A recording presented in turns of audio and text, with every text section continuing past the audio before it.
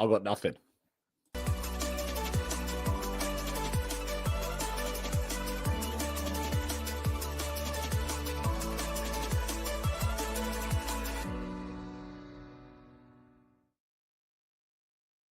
Hello and welcome to the Gooner Talk. Back with you guys and girls for another episode of our Raw Reaction show. Joining you the morning after, the night before. Arsenal 3, Real Madrid 0. Did you hear that? Shall I say it again? I'm going to say it again. One more time. You ready? Arsenal 3, Real Madrid 0. Oh, what a day. What a morning. Beautiful scenes. This is going to be an interesting show. Good morning to you all joining us in the chat box. Thank you so much, as always, for joining us. Really appreciate you all being here. Thank you so much for listening in and tuning in on what is a very happy morning indeed. Good morning to P Sharp, to Courts, to Char. We've got Amber Lee. We've got Why da? I'm going to go with Wider. Havar. Rob. We've got Ola Kunle. We've got Daryl and the timestamp guy, and Samuel and Kirill and Mark and Addicted 92. We've got Paul. We've got John. We've got Chardino. We've got Nick. We've got Bismarck Ops. We've got Harry. We've got Gooner Mike. We've got Matt. Good morning to you all. Thank you so much, as always, for tuning in. So many of you in the chat box this morning. So good to see all of you in the chat box, of course, as well. Big Smoke becoming a member of the channel. Community is growing. And who would expect any less after an amazing result yesterday against Real Madrid? Absolutely glorious. Glorious is what it was. And we're going to talk about all of it and plenty more in today's show. If you haven't done so already, please do drop a like, subscribe to the channel if you're new around here with those notifications turned on so you never, ever miss a show. And of course, we do these every single morning at 8 a.m. Day after a game, we do the reaction. Every other day, we do our Arsenal news show so you can stay up to date with everything that's going on in the world of Arsenal. But in the world of Arsenal was something rather special yesterday. The greatest night in the history of the Emirates Stadium, period. No debating.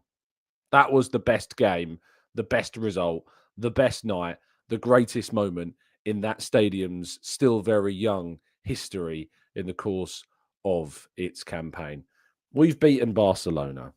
We've beaten Manchester City. We've beaten Liverpool. We've beaten Tottenham a million times. But none of those performances, of those atmospheres, of those moments equated to just how big yesterday's game was. Thank you to so many of you if you watched this and it changed your mind about when you would enter the stadium. I imagine it didn't. I imagine you were going to do it anyway. But just a massive thank you to everybody, whoever was listening, that did indeed turn up early, did get into their seats well before kickoff to create the greatest atmosphere I've ever heard inside that ground. The best atmosphere. The loudest of noises. The most in sync chanting. Some of the best tifos and displays and pre-match vibes I've ever had the pleasure of witnessing. It was such a spectacle before that kicked off yesterday. And it had the players, I think, in utter inspiration to repay that support. And my goodness gracious me, did they on earth deliver last night? We're going to run through this all. We're going to go through every little bit of this game. We're not going to spare a detail because Arsenal's lineup on the day, I think was what in the end we probably expected. Although there was a feeling that I thought maybe Timber and White could start. I think in the end it isn't a surprise to see what we saw and what we witnessed. Timber, Saliba, Kiwior, Lewis-Skelly, Partey, Raya, Ødegaard, Saka, Martinelli, Mikel Merino. Absolutely brilliant. Absolutely stunning, all of them. I haven't got complaints. Kiwior we could talk about a little bit, but overall, I I can't really have any complaints at all. But everyone turned up. Everyone performed. Everyone who came off the bench played well. Everybody contributed to this game, contributed to this win, contributed to this moment. So good. So good. And we started the game dominant. We were on possession. You could see the way the game was kind of going to play out from the first moments. We had an early chance through Thomas Partey from outside the box, curling an effort straight, unfortunately, at Thibaut Courtois. And he went on to have a very decent game, did Thomas Partey. I think there are others that were better overall, but Thomas Partey was very, very important to our midfield performance and to winning that midfield battle and keeping us kind of like progressing play forwards. He doesn't do the same type of passes that he has done in the past anymore. And that part of his game, I think, has regressed as he's got older. But what he still does do is still so important. Spreading the play out to those wide positions, keeping it ticking over, turning the ball around, keeping it out of danger. Really solid game. Really solid game for Thomas Partey, who kicked things off with that first chance, and that set the tempo. But we did have to survive a scare. We absolutely had to survive a scare because Kylian Mbappe producing a fantastic run that was found by Jude Bellingham did not ultimately end where we would have wanted it to, where he would have wanted it to, certainly where we would have wanted it to. David Raya saving what was in the end a relatively tame effort from Kylian Mbappe. And that was really all that he got for the rest of the night. He didn't really get much else at all.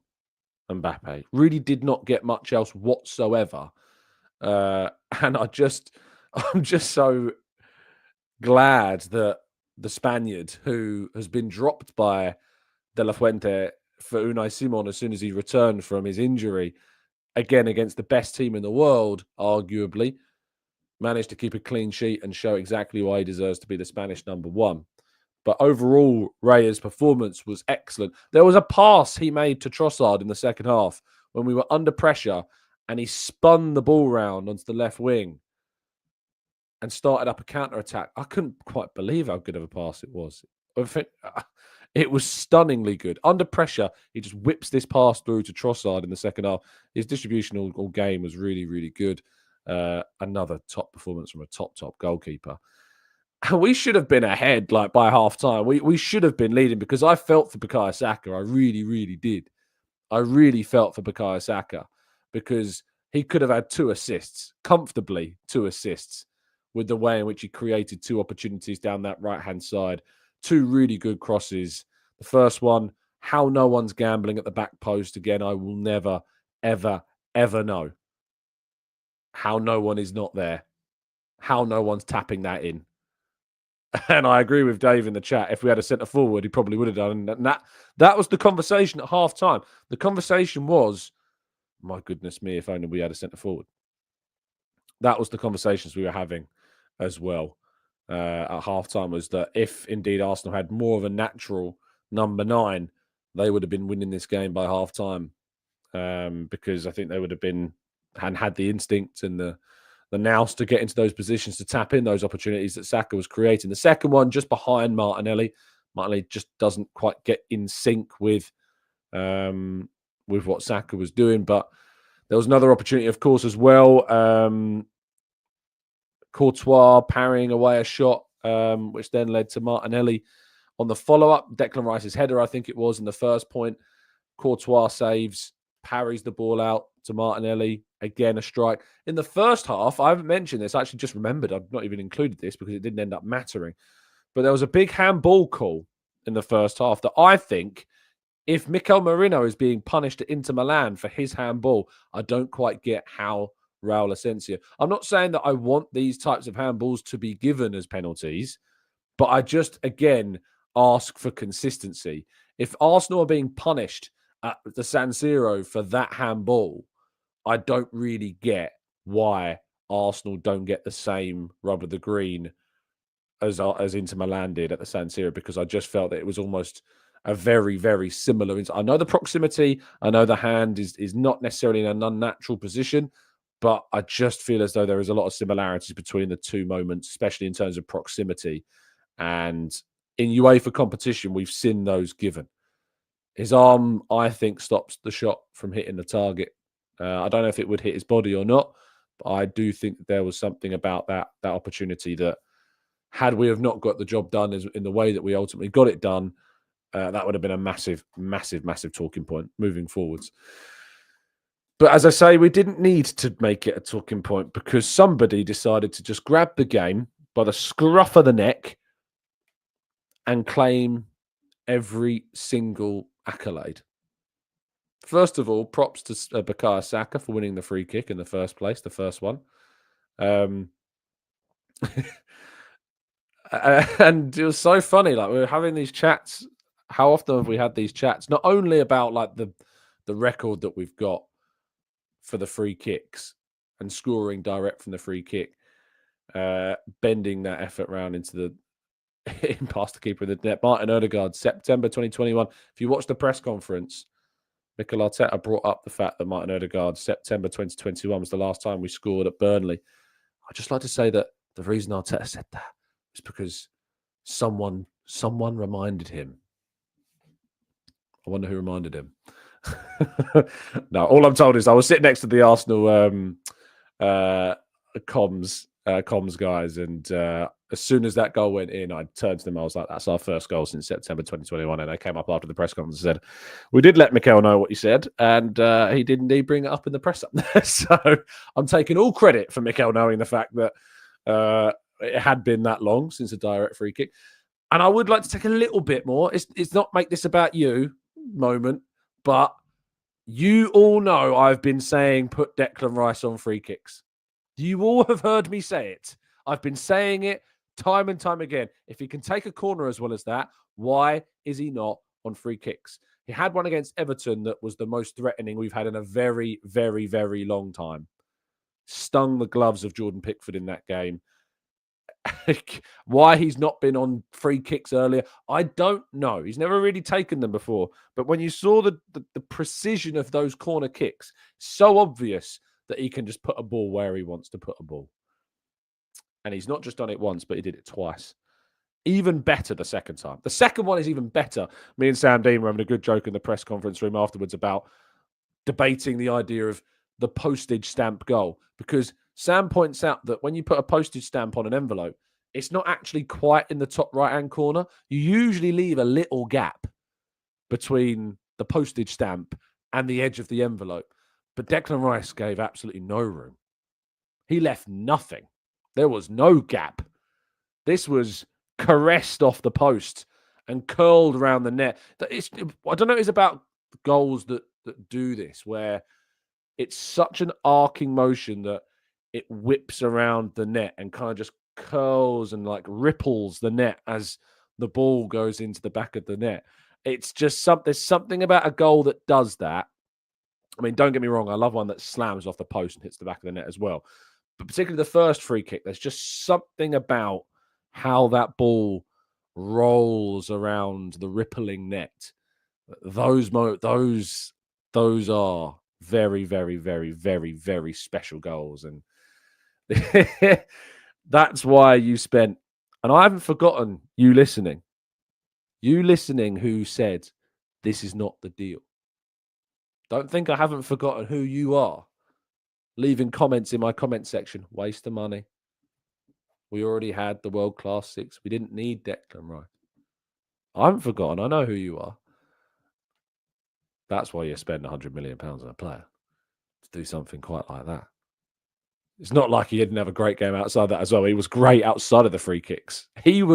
I've never seen a player more determined, I think, in a game to drive forwards, to take the ball into the final third, to attack the opposition box. He was a threat all game. I felt bad for a 39-year-old Luka Modric. Imagine you're 39 years of age and you're looking at a steam train pummel through your midfield. You must be thinking, if Modric decides to hang up his boots at the end of this season, I guarantee you it will be this game that made him make that decision. I guarantee you. Because he must have just thought, what am I doing? What am I doing this for? Look at what I'm up against now. Declan Rice retiring careers with his brilliance.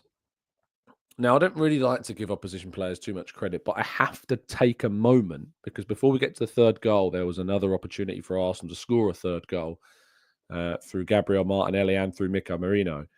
I have to give credit to Thibaut Courtois. What a goalkeeper he is. The only way that Arsenal was scoring in this game was by putting the ball into the positions of the net he just simply can't reach. And there are not many of those. There are not many areas of a goal that Thibaut Courtois cannot reach. I was talking before the game to James Benge about Courtois and just this feeling that he fills the majority of the goal. He's one of those goalkeepers that you just think, where on earth are you going to score? Because he fills so much of the goal. His reach, his height, everything, his imposing nature. Courtois, I think, cements himself. Not obviously, it's not just about this game. In general, he's cemented himself in kind of the goalkeeper of this generation, really, as probably the best, from his time at Chelsea into his time with Atletico, obviously before that, and through to Real Madrid. But it's a genuine... I mean, I don't agree necessarily with his mannerisms in some of his interviews, that's for sure. He doesn't leave much to be desired in those moments. But just purely from a goalkeeping perspective, you sometimes just have to sit back and say, wow, that is a hell of a goalkeeper. That is just an unbelievable player. And he's done it for a very, very long time as well. And he's won plenty of trophies doing it. So... yeah, for Arsenal to score, it was going to take them finding the absolute edges of the net to be able to score. And thankfully, they did it 3 times because... Is he watching? Is he in the chat yet? Has he arrived yet? Or is he still... There's no way he's not. There's no way he's in the chat today. He's far too hungover. There is no way that he is in the chat today. I'm sorry, but I would be shocked if that man... And you all know who I'm talking about. If I'm talking about Mikel Merino here, as I am, for those listening on audio platforms, we're about to discuss the third goal. You all know who is exactly going to be in the chat box and who's going to have given me so much stick. All right, he might be doing an okay job. He might be doing a bit better than an okay job. Okay, he might be doing a great job. Now, Clive, if you're listening, I hold my hands up to a degree. He is now doing a great job. Now he's doing a great job. He wasn't necessarily at the start, but he has grown into this, and he has arrived. But my goodness me, people are angry at me. I'm so sorry that people think that I and the questions that I ask in press conferences have a bearing on our transfer news. You have no idea how many people have said, Tom, why did you ask Mikel Arteta that question? He's not going to sign us a striker. Now, for those that don't know what we're talking about, when it was the opportunity that came to ask the question, I said, there's so much talk about signing a striker, but have you already got him in Mikel Merino? This was a light-hearted, jokey question. If you think that my question is going to change what Arsenal do in a summer transfer window, you have got to be... Oh, here he is. You've got to be kidding yourselves. You have got to be joking. If you think me asking Arteta about Mikel Merino jokingly being our new striker will change the way in which we approach the summer transfer window, you have got to come up for some air, because it is simply not going to happen. So don't DM me saying, why are you asking that with any level of seriousness, because quite frankly, you're going to embarrass yourself. So do not DM me. Do not step to me about that question. It was a light-hearted joke to set up Arteta to talk about Merino. And in response, I'll read you his response, because he laughed and he said, well, it's been a season that we have had to adapt. We went through a lot of things. We lost probably our best defender as well as for 4 months. And Jakub comes in and delivers the performances that he's delivering. It's not a coincidence, the way they train, the way they apply themselves, and the way they help each other. I think it produces those moments. And with Mikel, it's again his commitment, his desire to learn the position, to constantly be thinking about what he can offer to the team, and the team adapting to his qualities to try and deliver the best outcome. And it was one of the big debates before the game. And at halftime, I was standing there with James Benge saying, Maybe this is a Trossard game. maybe this is a Trossard game. Maybe we need to be. And to be honest, when Trossard did come on, it was a very different game state after he did eventually come on, but he didn't necessarily offer us loads. But Mikel Merino does. The way he turns away from danger, the way he pulls the players into different positions and then will release the ball, even in his build-up. He has that midfield element, of course, to his game. No, he is not a centre-forward. No, he is not going to be our centre-forward next season. He is doing a job for us this season. He's doing a job that he has to do for a season. And now he's doing it in a great, great way. And there you go. Great question. From Clive. Shout outs, Jakub Kiwior.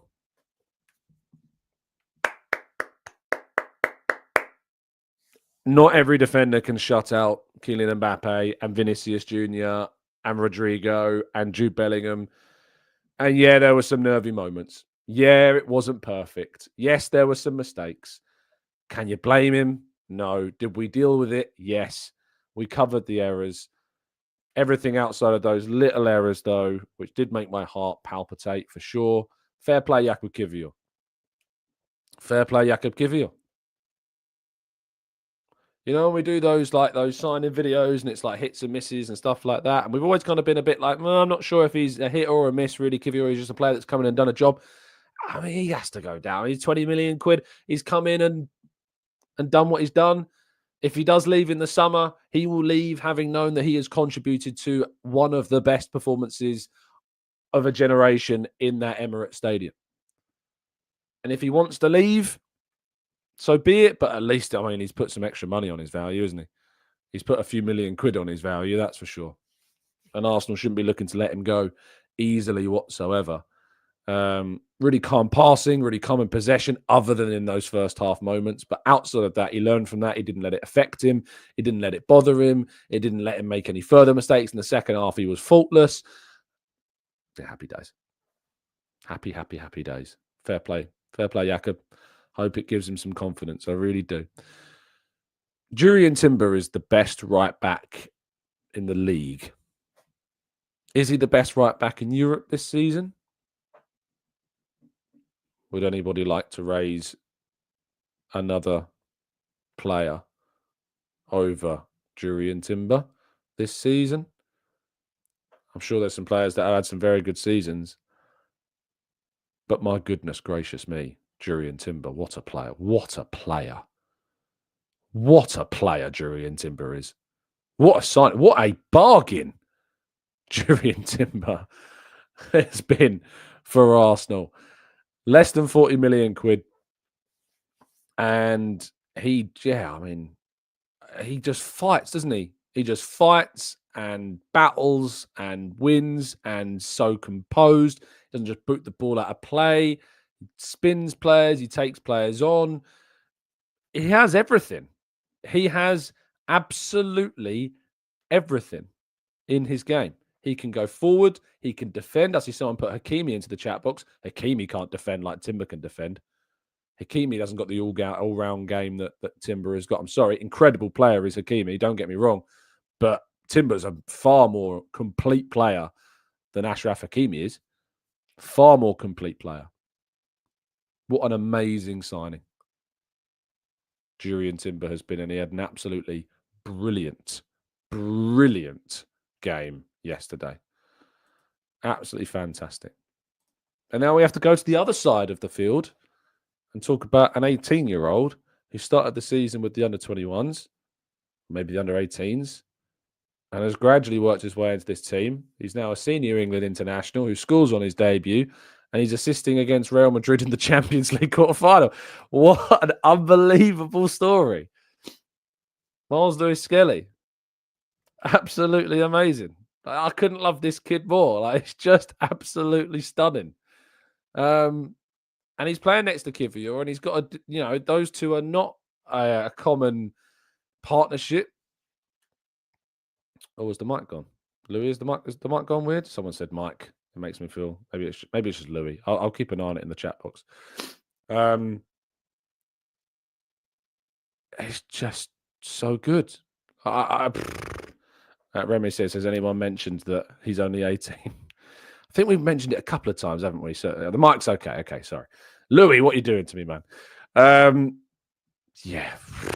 I mean, what more can you say? I mean, I've made that noise, haven't I? So if you're an audio listener only, the ASMR of this, I've done a few of those today. I can't really put things into words this morning. I'm really struggling to harness my emotions and to shackle them into some kind of lexicography, I guess. I don't know really what much else to say. Fair play, Lewis-Skelly. I'm going to finish with a couple of slides. This one, for some reason, I've not included the other one. There was another slide. I'll talk about it in part 2, I think. We've got to this position in our journey, in our project, in our process, because of Mikel Arteta. We're here because of him. We are where we are because of him. And I know the last couple of seasons, and particularly the cup competitions, and those moments have been incredibly frustrating. And we've had some really, really low points. And I know that. And I know that when you rise to the occasion, you become a title challenging side, those expectations rise too. I get that. I absolutely understand that. And I know that there is frustrations and there's angst and there's desperation to pick up silverware. I know that. And it's gutting that we haven't been able to do that since 2020 in terms of a major trophy. But there's no one that can convince me otherwise that this Arsenal team are not going towards that under this manager, that are not moving in this direction without this manager. He is the reason Arsenal are doing what they're doing. He is the reason we've got the squad that we've got. He is the reason that despite not having Kai Havertz and Gabriel and Calafiori and Jesus, and despite not having those players, despite not having a fully fit Saka or a fully fit White or a fully fit Timber, despite all of those limiting circumstances, we're beating the European champions not just by a single goal, like Thierry Henry's side did in 2006. We're not beating them just by 2 goals. We're absolutely battering them. We're absolutely destroying them. This Arsenal team have entered a new level. And some people should frankly be embarrassed about the way they've spoken about where we are as a club and what this manager is doing and has done. This team is going to some very, very special places, and we have to continue with that patience. We have to accept this season has been horrific, and that, we had big, big ambitions for the campaign. And had we have had better fortune, if we'd have had the fortune that our title rivals have had, if we'd have had even half of that Liverpool have had this season, we would be top of the league, in my view. Clive says those people and pundits saying that Arteta is under pressure and that he should go. Shame on you. No one wants it more than him. You've just not really watched Arsenal, I don't think, over the last 20 years or so since that 2006 Champions League final. You've not really seen Arsenal since that downfall and how low it got, where we were. I don't quite. I mean, I do get it. Obviously, there's a lot of politics in this thing, and there's a lot of narratives and agendas and stuff. But just wake up. Wake up to where we are as a club, please. If you have not already, please wake up. Wake up and smell the ice. Because I've never been happier than I was yesterday. As an Arsenal fan, I'm 30 years of age. The Invincibles, the double, what all happened when I was in my childhood. And, since becoming more footballingly conscious is the word I like to use quite a lot, where I've really been able to get football and understand football and appreciate football and attach myself. I did it again. This manager has given me that. This manager has restored that joy. This manager has taken Arsenal back into the relevancy of the elite clubs in the world. And I still don't think he's appreciated enough. I still don't think he gets the credit he deserves. I still don't think people really quite understand what's happened this season, what he's had to deal with this season, what this club have dealt with this season, and still what we've managed this season. The fact Arsenal are second in the league is crazy. The fact that we've just battered Real Madrid is ludicrous. We're going to go to part 2 now and tackle some of your thoughts and some of your feelings and some of your everything that you've got to say and more right after this.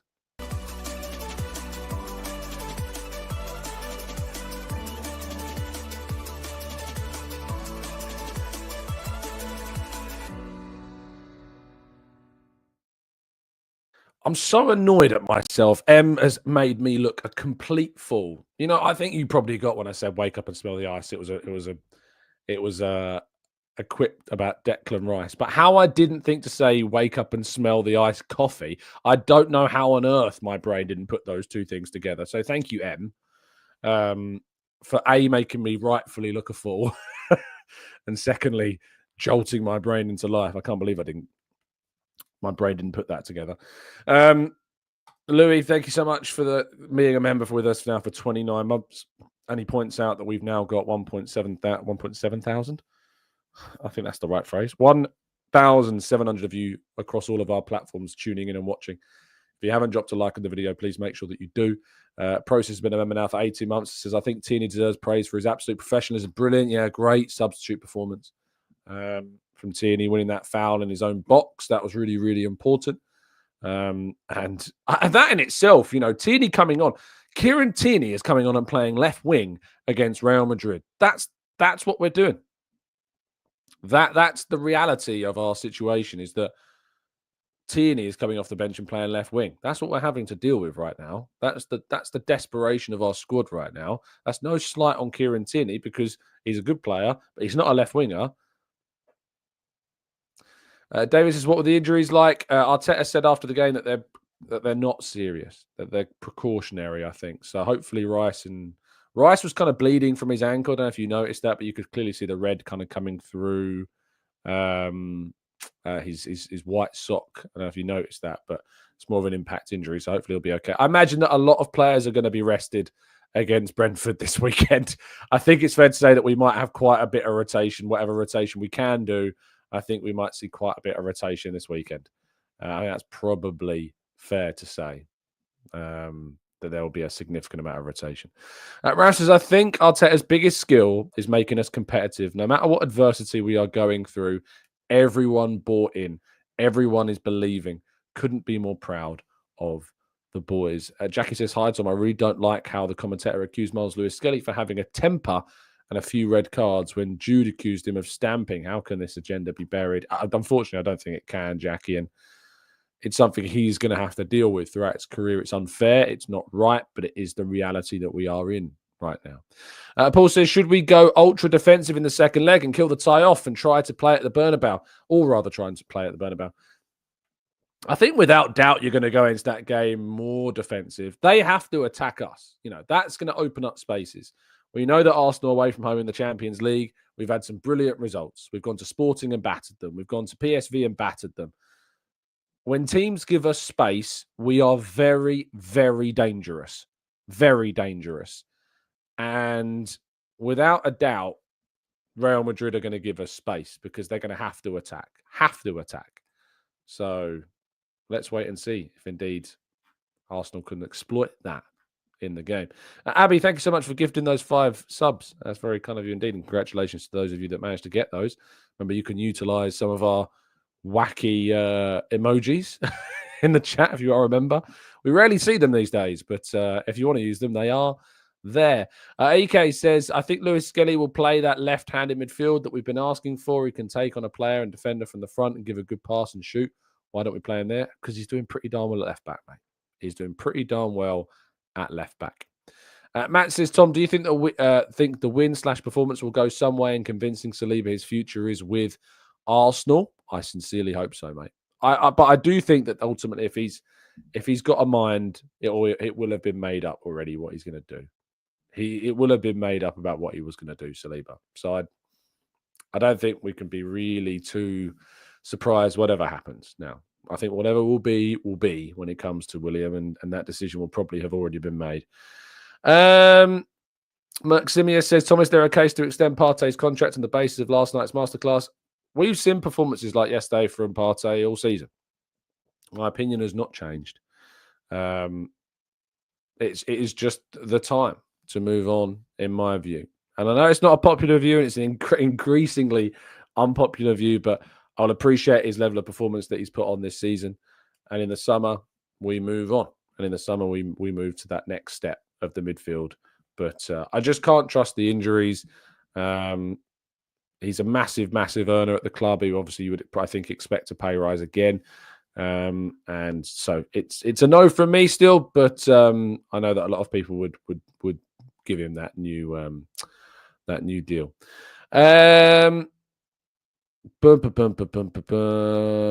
Let's scroll up a little bit more. Sadiq says Declan Rice said that Arteta told him that the 8 position suits his attributes better than we can get more from him in that role. And I think, that's evident by him playing there. It's evident by the fact that I think we're going to go for Martin Zubimendi, of course, in the summer. I think all of those things are contributing to that. Front Yard says, I think in Europe, the openness that we play is with so much more exciting than we have in the Premier League. And that's just the difference between European football and Premier League football. In the Premier League, we come up against teams that just sit in this low block and absorb pressure, and we have to try and break it down. And it's those reasons why Arsenal need a new striker. A player like Mikel Merino can actually thrive in the Champions League setup that we have. It can thrive in those environments because there's more space. It's more like La Liga in the European scene. And that gives players like Merino more opportunities to do what they're best at in an unorthodox role. In the Premier League, that's why we need to go and find those extra 2 forwards to give us that something extra in those Premier League games that can allow us to break teams down. So that really is what the difference between Europe and the Premier League is just that teams are just set up so differently. And that's also a big reason as to why I'd probably rather play PSG than us. I really don't want to, and we're not there yet, but hypothetically, if Arsenal are to go through, I've got such a fear that we come up against Aston Villa in the semi-finals. I really, really do have such a fear of playing Aston Villa because not only is that Unai Emery a factor again, and there's that semi-final we had against Villarreal, that's a big issue for me. I think the PSG would suit us more, and I think that style would suit us a bit more. But the job's not done yet, so it's only half time, so let's stay a bit grounded on that. David says, do you still think we would have won if Charles Watts was in attendance? Just asking some questions. No, I don't. I think Charles should probably should stay away, right? Are we all in agreement? I think Charles should probably stay at Centre Parks now for forevermore. I may have been able to grab him for those who have been watching the war between me and Charles. It's been very enjoyable. I did as a peace offering. I did pick him up one of these, and you might agree that this is the greatest looking match day program I think that we've ever seen. If you can't see it well enough, you can see who that is on the back. I did pick up Charles a spare program because I wouldn't want him to miss out on this. Now he doesn't deserve to miss out on everything, So I did pick him up an extra program. I think he had a good time from the pictures he was posting online. Ioni says, Tom, Dutch analyst Wesley Schneider after the game said that Rice's free kicks were easy to score because of the wall placement and a keeper mistake. What do you think about that statement? I don't think I even need to dignify that or a response, Ioni, to be honest. David says, I think we need to press them just like we did yesterday. Give Real the initiative will cost us. So if you dare to press the back line, do it, because with the ball, Real are at their best. We haven't really talked about the fact that Camavinga got sent off. He won't be available in the second leg. Arsenal's other players, Timber, Rice, Martinelli, all avoided yellow cards, so they also will be available for the second leg. Declan Rice was very close to getting a booking. I should point that out. There was a foul in the second half after he scored where the energy was really up. It was quite fortunate, I think, to maybe get away without getting booked. Those three will still be in danger in the second leg. And that is something that we need to be very, very careful of. If we are, of course, leading the game, still, we've got a very strong aggregate lead going into the last stages. We need to think about that when we bring players off the bench or change players on the field. So that's very, very important. Nolly says, what did Camavinga get sent off for? It was just another foul. He just fouled already on a yellow card, and he kind of made a few fouls in the game, and the referee just thought, I'm going to send him off. I was surprised, to be honest. He really didn't see it coming. I was kind of, it was very whipped up in the emotion of the game that it kind of got lost on me, the red card. But yeah, he will be missing. He's a big miss because he's a very good player, Camavinga. I think he was excellent in the first half. And they will miss him. They do have Aureli and Tchouaméni coming back. Oh, Clive says he kicked the ball away. Oh, did he? Did he kick the ball away? I completely missed that. So there you go. Already on a yellow card. He kicked the ball away. How ironic. How ironic, eh? How ironic that he that Arsenal are on the other end of a player getting sent off for kicking the ball away. Yeah. He was already suspended, I think, for the second game anyway, because of the yellow card he picked up in the first place. But yeah, how ironic, eh? You all saw that. I'll be very honest with you. I've not watched the game back. I've watched the highlights, of which that didn't come up at the end. I think I stopped watching after the Merino goal. That kind of got completely forgotten by me in the stadium. I was so taken on by the chaos of everything that little things like that, a red card, completely escaped my memory. So yeah, thank you, Chatbox, for reminding me. So yeah, brilliant. I've got to go to work now, so I'm going to be coming off. I'm so sorry that I can't carry on this show longer. I would love to, but I've got to write some stuff about how brilliant my evening was. If you could do me one favor, obviously, other than liking the video, if you could give a read to the piece I'm going to put up on social media later. It's going to go out about lunchtime, just my thoughts and feelings, the story of the night, the story of how I'm feeling about the game. Please give it a read. It'd be very much appreciated if you did. I'll leave a link to it in the description of this video after midday. I'll tweet it out, of course. I'll put it on Blue Sky, all those usual stuff. If you don't follow me, you can follow me all those places. I'm very excited to go to Madrid next week. It is going to be quite the experience, and I can't wait to take you all with me because we will be doing the show out there. You can be sure of that. And I can't wait to, just absorb everything of what this tie has. We can think about stages and semis and whatever later on if we get there. We've got a job to do still. Let's just appreciate what was a stunning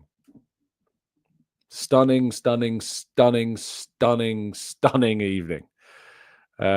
Magic. Yeah, logo. We'll finish with that. Absolute magic. Beautiful.